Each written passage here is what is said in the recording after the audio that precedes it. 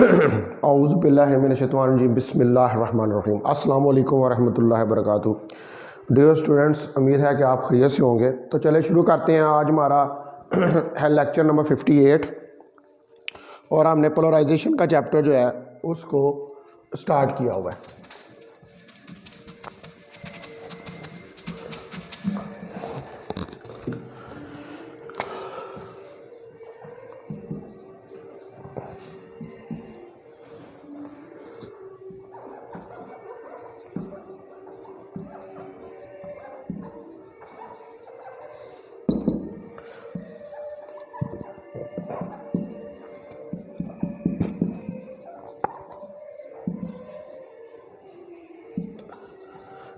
Last time जो है वो मैंने डिटेल के साथ जो है वो स्पेसिफिक रोटेशन और पोलारीमीटर जो है उनको डिस्कस किया था।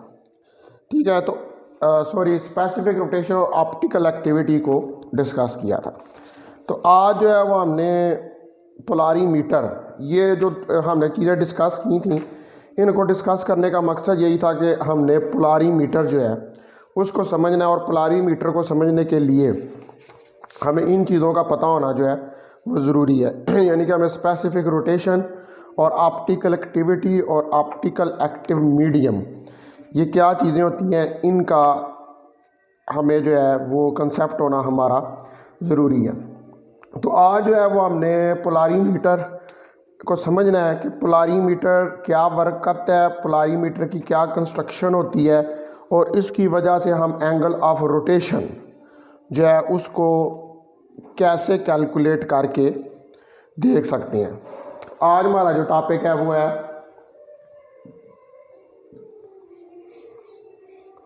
पोलारीमीटर।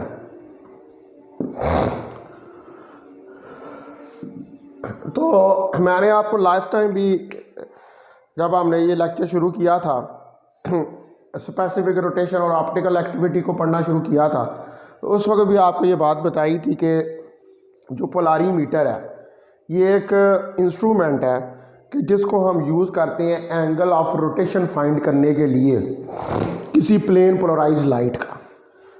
यानी कि आपने ये मेजर करना है कि जब किसी ऑप्टिकल मीडियम में से लाइट पास हुई है और लाइट पास होने के बाद वो जो प्लेन पोलराइज्ड लाइट पास हुई है वो पास होने के बाद कितने एंगल के ऊपर रोटेट हुई है, तो उसका जो एंगल ऑफ रोटेशन है उसको फाइंड करने के लिए जो इंस्ट्रूमेंट यूज़ किया जाता है उस इंस्ट्रूमेंट को हम पोलारीमीटर का नाम देते हैं।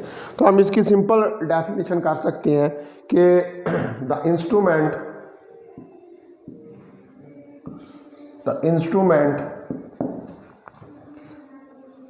which is used to calculate, जो कि इस्तेमाल होता है the angle of rotation of plane polarized light,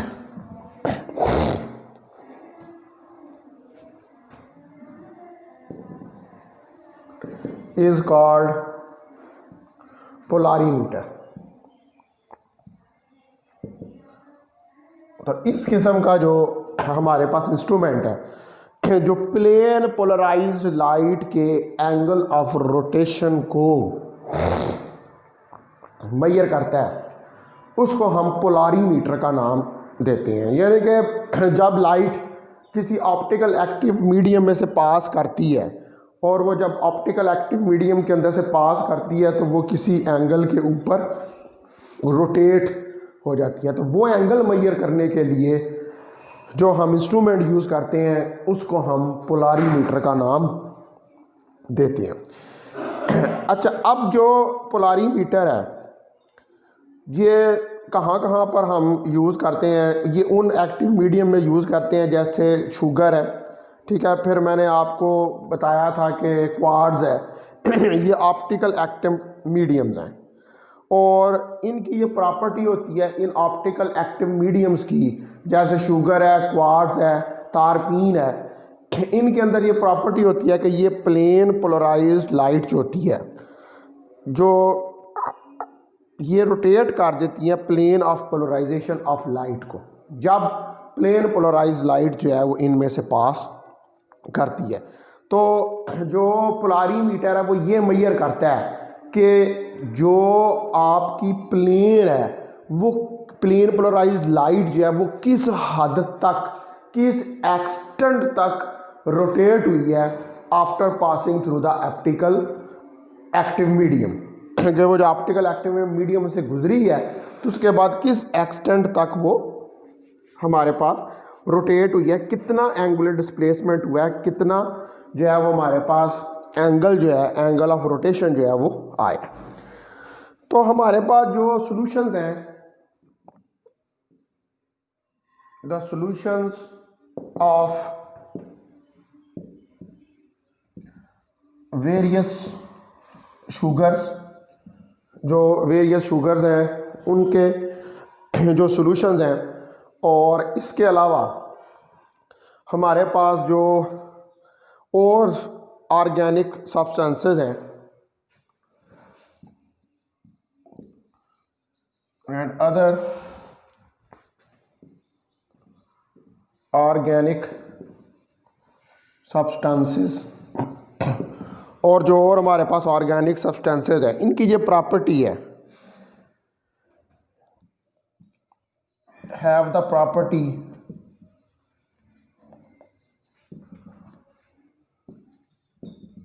to rotate, इनकी ये प्रॉपर्टी है कि ये रोटेट करती हैं plane of polarisation of light को।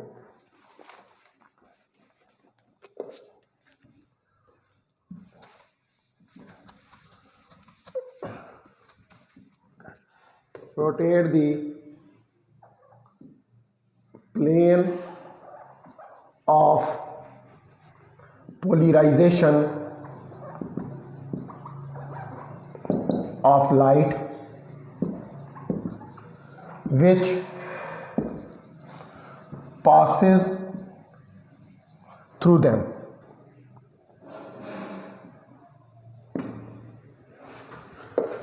जो कि इनमें से पास करती है, थ्रू देम। ठीक है जी, उसको रोटेट कर देते हैं। तो किस एक्सटेंट तक ये रोटेशन होती है वो मेजर्ड होती है किसकी मदद से, उसको हम मेजर करते हैं with the help of polarimeter. The extent of rotation is measured with the help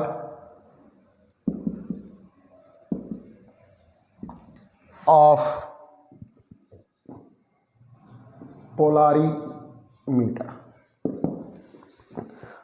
तो इसको हम किस एक्सटेंट तक, यानी कि कितना एंगल रोटेट हुआ है, तो उसको हम मेजर करते हैं पोलारीमीटर। तो सिंपल पोलारीमीटर ब्रीफली अगर मैं ये कहूँ, ये जितने सेंटेंसेस लिखे हैं कि ब्रीफली पोलारीमीटर क्या है, पोलारीमीटर एक इंस्ट्रूमेंट है जिसकी मदद से हम प्लेन पोलराइज्ड लाइट जब किसी ऑप्टिकल मीडियम में से, ऑप्टिकल एक्टिव मीडियम में से गुजरती है, तो वो कितने एंगल पे उसकी पोलरेन रोटेट होती है, उस रोटेशन ऑफ प्लेन का जो एंगल है उसको मेजर करने के लिए जो इंस्ट्रूमेंट यूज़ होता है उसको हम पोलारीमीटर का नाम जो है वो देते हैं।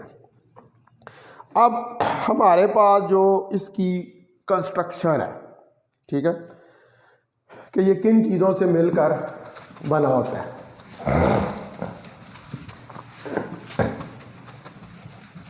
उसको देख लेते हैं, फिर इसकी वर्किंग जो है उसको चेक करेंगे कि ये किस तरह वर्क करता है।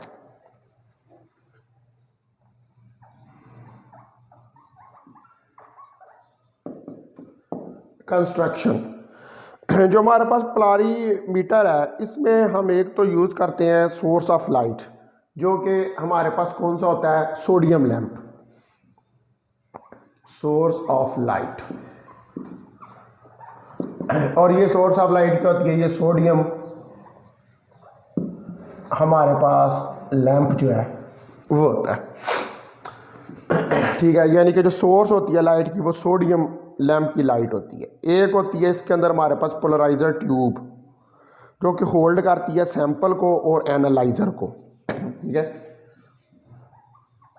पोलराइजर ट्यूब होती है which hold the sample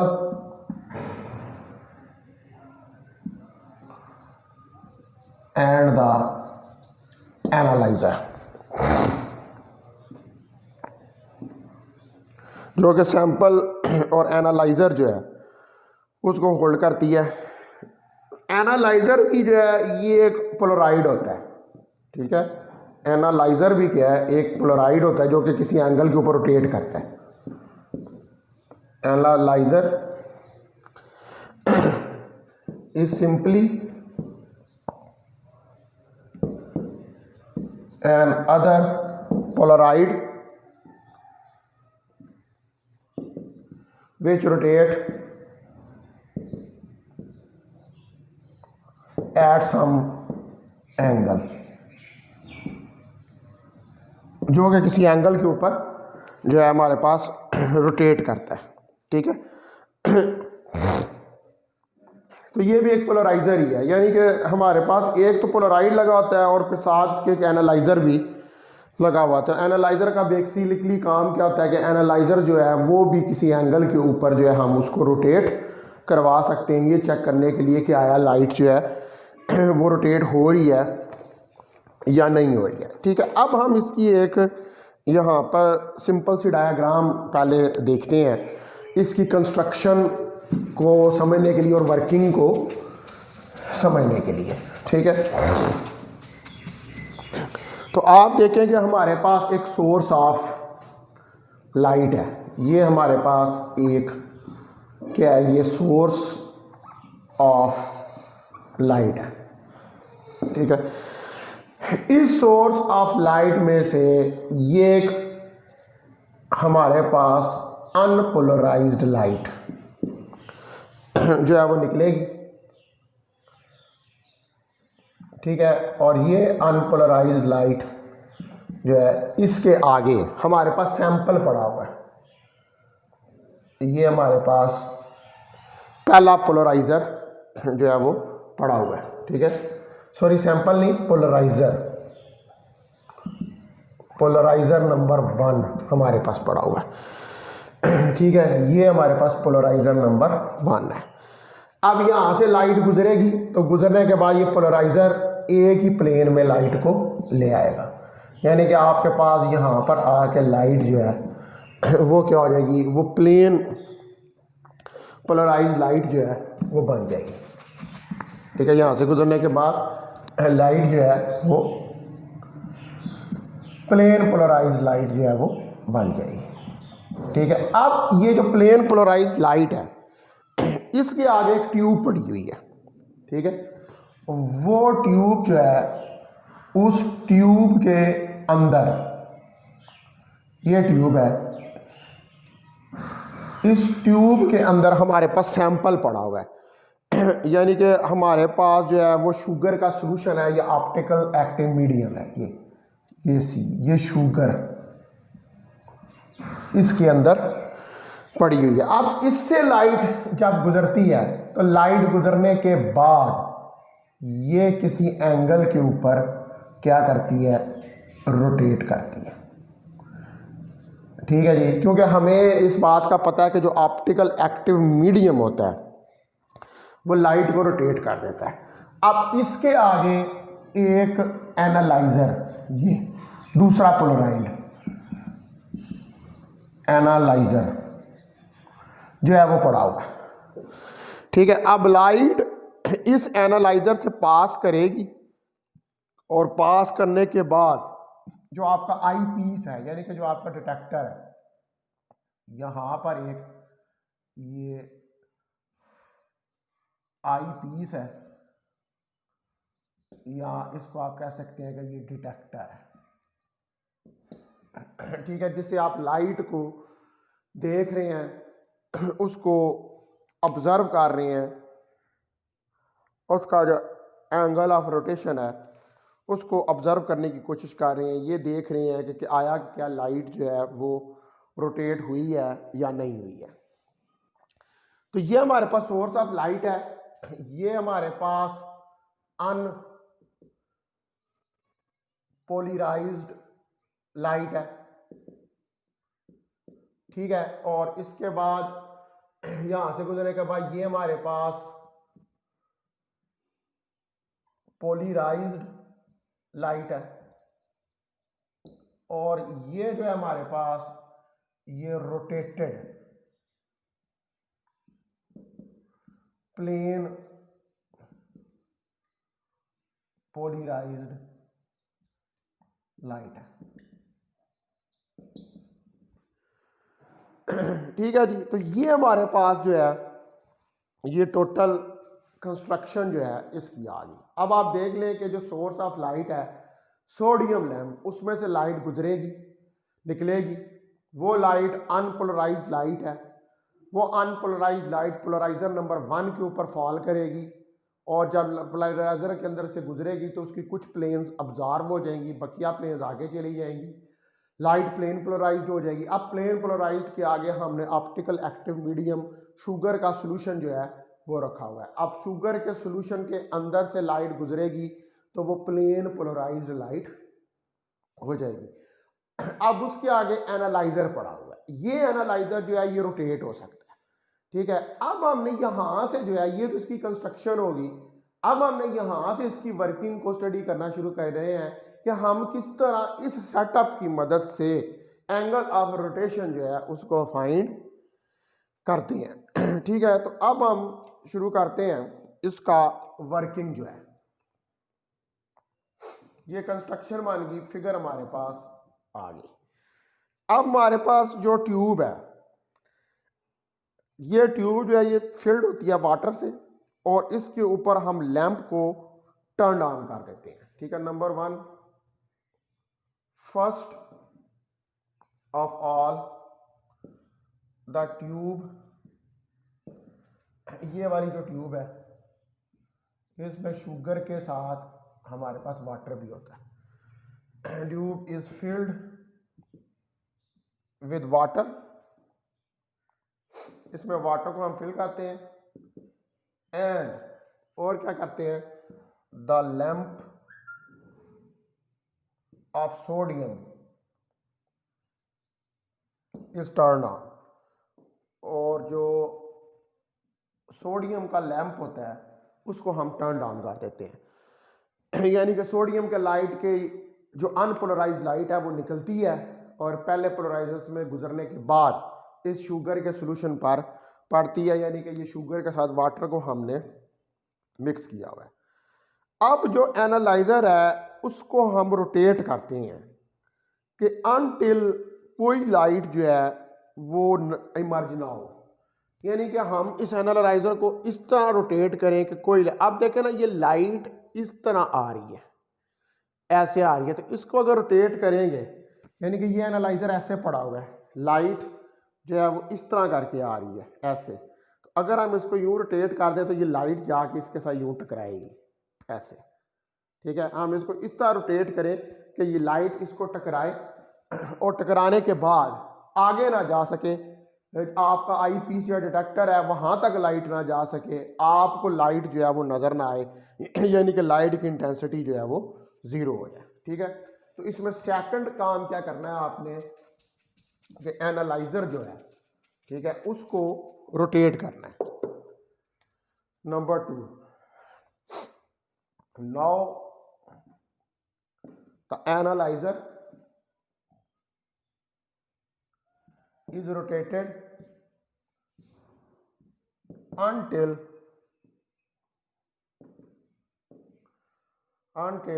the intensity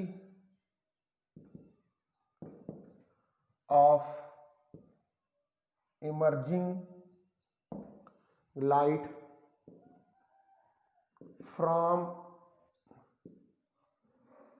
analyser become zero, यानी कि तब तक आप एनालाइजर को रोटेट करते रहें, आपको कोई लाइट जो है आपके आई पीस या डिटेक्टर को नजर ना आए। तो जो पोलराइजर और एनालाइजर है इस सिचुएशन में are said to be crossed, इस सिचुएशन में एक दूसरे के क्रॉस्ड हो गए हैं। ठीक है, देखें ये अगर एनालाइजर है तो ये क्रॉस्ड, ये पोलराइजर है, इस तरह हो गया। ये एनालाइजर यूं है और ये जाके लाइट यूं टकरा रही है, ये क्रॉस्ड हो गए, एक दूसरे को क्रॉस कर रहे हैं।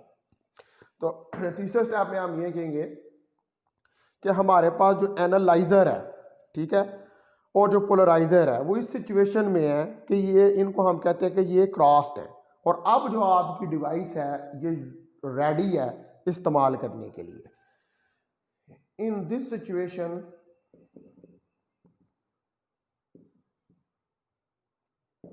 पोलराइजर एंड एनालाइजर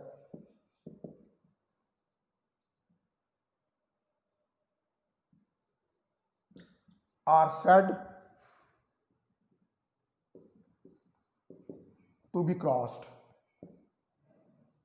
तो इसको हम कहेंगे कि ये इस वक्त पोलराइजर और एनालाइजर जो है ये क्रॉस्ड है, ठीक है, एक दूसरे के परपेंडिकुलर हो गए। तो इस वक्त now the device is ready to use.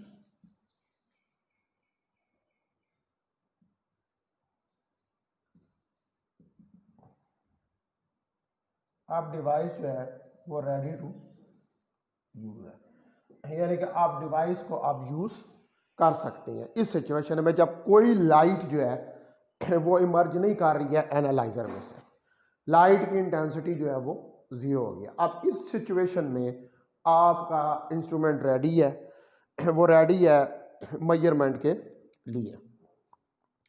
ठीक है, तो अब हम क्या करते हैं कि जो वाटर है ट्यूब के अंदर, इसको रिप्लेस कर देते हैं by the solution under test. ठीक है, अब ये जो वाटर है, जो इनिशियली अभी पहला स्टेप आपने क्या किया है कि यहाँ पे आपने रखी थी वाटर की कंसंट्रेशन।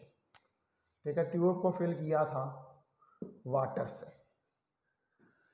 ठीक है, अब ये वाटर जो है इसको रिप्लेस कर देंगे हम अगले नेक्स्ट स्टेप के अंदर। हमने वाटर एक ट्रांसपेरेंट मीडियम है, ये प्लेन ऑफ वाइब्रेशन जो है उसको रोटेट नहीं करता। ठीक है, तो इसमें से गुजरने के बाद लाइट ये आई हमारे पास, और जो लाइट हमारे पास यहाँ पर आई, ठीक है, क्योंकि ये रोटेट नहीं करता तो ऑब्वियसली ये लाइट जो यहाँ पर हमारे पास आएगी, ये प्लेन पोलराइज लाइट ही होगी, ये रोटेट नहीं होगी। और इसको हम यूं रोटेट करेंगे कि ये दोनों एक दूसरे के क्रॉस आ जाए। जब हमने वाटर, क्योंकि हमें पता है कि वाटर जो है वो एक ट्रांसपेरेंट मटेरियल है, वो कोई एक्टिव मटेरियल नहीं है। ठीक है, अब आप नेक्स्ट स्टेप में क्या करेंगे कि इसके अंदर एक्टिव मटेरियल जो है उसको फिल करेंगे इस ट्यूब के अंदर, यानी कि इसके अंदर शुगर का सॉल्यूशन जो है वो डाल देंगे नेक्स्ट स्टेप में। Step number 4, now water is replaced with the solution of sugar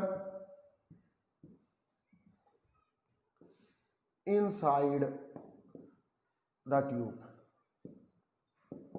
ठीक है, तो आप ट्यूब के अंदर जो है अब आप शुगर को वो है जो है वो ऐड अप कर देंगे। अच्छा, ये फिगर जो है ये वाली ये 2 दफ़ा आपने बना लेनी है। एक दफ़ा वाटर के साथ तो ये सीधी रहेगी, दूसरी में जब शुगर डालेंगे तो ये रोटेट हो जाएगी। बस ये फ़र्क पड़ेगा। ये 2 फिगर आपने बनानी है, जिसमें आपने लिख देना है कि first figure with water solution और second figure with the solution of sugar.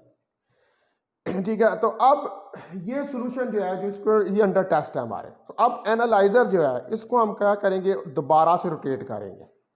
ठीक है। Now we will rotate the analyser again.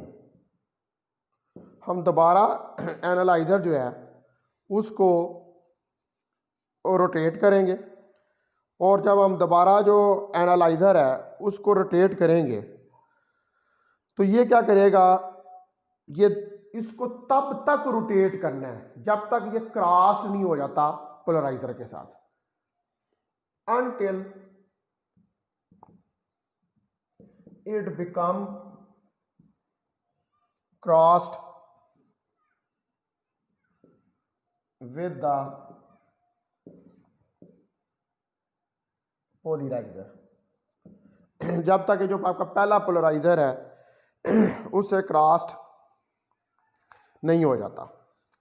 अब जो change in the plane of polarisation है उसको मेजर किया जा सकता है, ठीक है। क्योंकि अब जाहिर बात है कि इसमें से जब लाइट गुजरेगी, इसके अंदर अब जो दूसरी फिगर आपने बनानी है उसके अंदर जब हम इसके अंदर शुगर को डालेंगे, शुगर का सॉल्यूशन, ठीक है, तो ये लाइट अब क्या करेगी, यहां पर ये रोटेट होगी, ये रोटेट जो है लाइट जो है यहां पर अब रोटेट हो जाएगी जब शुगर का सॉल्यूशन होगा। जो अब चेंज है in the plane of polarisation, ठीक है, जो एंगल यानी जिस एंगल के ऊपर प्लेन ऑफ पोलराइजेशन जो है वो रोटेट हो रही है। Now the change in the plane of polarisation, जो प्लेन ऑफ पोलराइजेशन के अंदर चेंज आ रही है, इज दस डिटरमिन्ड, उसको हम कैलकुलेट कर सकते हैं इस सूरत हाल के अंदर, ठीक है। अब जबकि वो बिल्कुल एक दूसरे के क्रॉस्ड हो गए, तो जो अमाउंट है और जो डायरेक्शन है पोलराइजेशन की वो इंडिकेट करेगी क्या, स्ट्रेंथ, कंसंट्रेशन और किस टाइप का हमारे पास सॉल्यूशन है, ठीक है। वो क्या करेगी, वो आपका कैलकुलेट करेगी कि हमारे पास जो अमाउंट है, डायरेक्शन है पोलराइजेशन की वो क्या है, वो उसको इसकी स्ट्रेंथ और कंसंट्रेशन और किस तरह का सॉल्यूशन है, किस टाइप का सॉल्यूशन है, इन सारी चीज़ों को वो मेजर जो है वो करेगी, ठीक है। यानी कि आप कह सकते हैं कि जो इसका नेक्स्ट पॉइंट है, मेरा हाल हमारा 5वां है कि 6वां जो भी है, 5वां पॉइंट है, उसमें हम कहेंगे कि जो अमाउंट है, द अमाउंट और and direction of polarisation,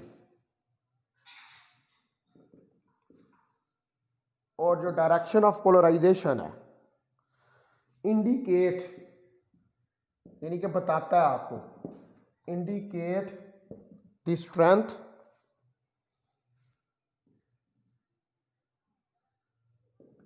concentration के बारे में एंड टाइप ऑफ सॉल्यूशन,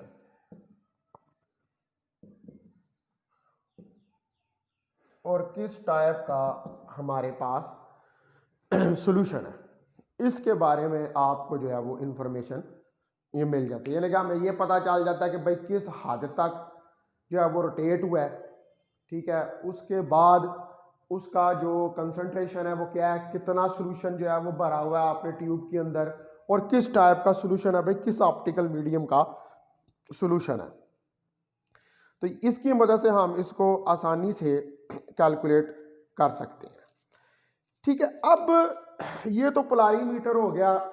अब हमारा नेक्स्ट जो टॉपिक होगा वो हमने करना है डिटर्मिनेशन ऑफ ऑप्टिकल एक्टिविटी, कि हम किस तरह ये जो ऑप्टिकल एक्टिविटी है इसकी डिटर्मिनेशन करते हैं, ठीक है। इसको अब कल फिर मैं ये डिटेल के साथ आपको पढ़ाऊंगा, और दूसरा ये जो पोलारीमीटर है इसके काफ़ी यूजेस हैं।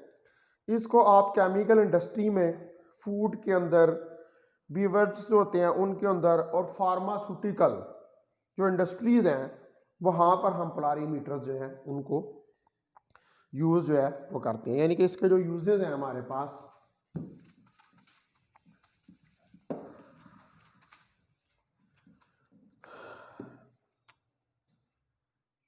इसके जो यूजेस हैं हमारे पास, इसमें हमारे पास नंबर 1 केमिकल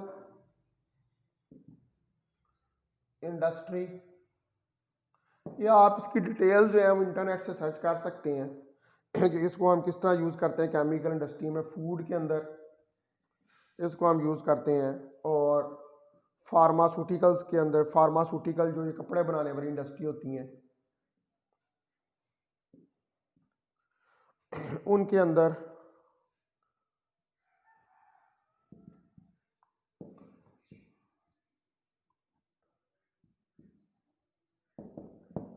ये इस्तेमाल होता है।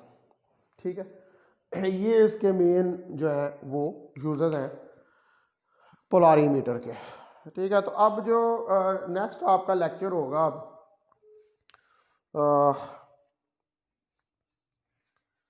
मंडे वाले दिन, उसमें फिर हम डिटर्मिनेशन ऑफ ऑप्टिकल एक्टिविटी जो है उसको स्टडी करेंगे। मतलब ये जो पोलारीमीटर किस तरह जो है वो ऑप्टिकल एक्टिविटी को मेजर करता है, इसको ज़रा हम डिटेल के साथ जो है वो स्टडी करके देखेंगे। तो बहुत शुक्रिया आप